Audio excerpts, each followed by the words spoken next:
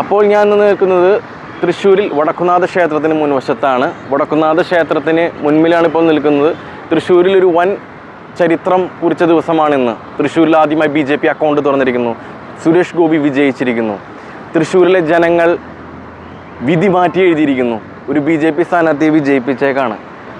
കേരളത്തിലെ ജനങ്ങൾ വിധി എഴുതിയിട്ടുണ്ടായിരുന്നു, അല്ലെങ്കിൽ ഇവിടെ ഒരു BJP അക്കൗണ്ട് തുറക്കില്ല എന്നുള്ളൊരു പ്രസ്താവന ഉണ്ടായിരുന്നല്ലോ. ആ ചരിത്രം ഒരു വിധി മാറിയെഴുതിയ ദിവസമാണിന്ന്. നമുക്കറിയാം, ഇനി വരുന്ന 5 വർഷങ്ങൾ തൃശ്ശൂർ ജില്ലക്കാർ വളരെയധികം ആകാംക്ഷയോടെ നോക്കിക്കാണും അദ്ദേഹത്തിൻ്റെ പ്രവർത്തനങ്ങളെ. ഈ 5 വർഷം സുരേഷ് ഗോപി വൻ വികസനങ്ങൾ ഇവിടെ കാഴ്ചവെച്ചാൽ നമുക്ക് ഉറപ്പിക്കാം തുടർഭരണം BJPക്ക് തന്നെയായിരിക്കും തൃശ്ശൂരിൽ.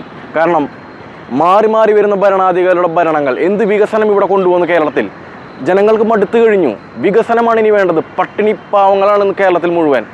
ജോലിയില്ലാത്തവർ, അവർ പ്രശ്നങ്ങൾ, കുടിവെള്ള പ്രശ്നം, ആ പ്രശ്നം, ഈ പ്രശ്നം, എന്നാൽ സാധാരണക്കാരുടെ ശബ്ദമാണ് ഇന്ന് വോട്ടായി മാറിക്കൊണ്ടിരിക്കുന്നത്. ഇന്ന് സുരേഷ് ഗോപി കിട്ടിയുള്ള വൻ ഭൂരിപക്ഷം ഒരു BJP സ്ഥാനാർത്ഥികളുടെ വോട്ടൊന്നുമല്ല, അല്ലെങ്കിൽ BJPക്കാരുടെ വോട്ടൊന്നുമല്ല. ഇവിടുത്തെ മറ്റ് കമ്മ്യൂണിറ്റീസും മറ്റ് പാർട്ടിക്കാരും ഒക്കെ വോട്ട് കൊടുത്തേക്കാണ്.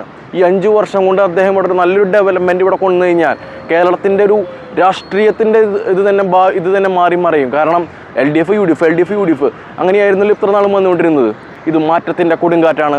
അപ്പോൾ ഇനി നമുക്ക് പ്രതീക്ഷിക്കാം കേരളത്തിൽ ഇനി വൻ മാറ്റങ്ങൾ, വികസനങ്ങൾ ഇനി വരുമെന്നുള്ളത്. ആളുകൾ പാർട്ടി മാറി കുത്തി തുടങ്ങി, വ്യക്തി പ്രഭാവങ്ങളിലേക്ക് കുത്തി തുടങ്ങി വോട്ടുകൾ.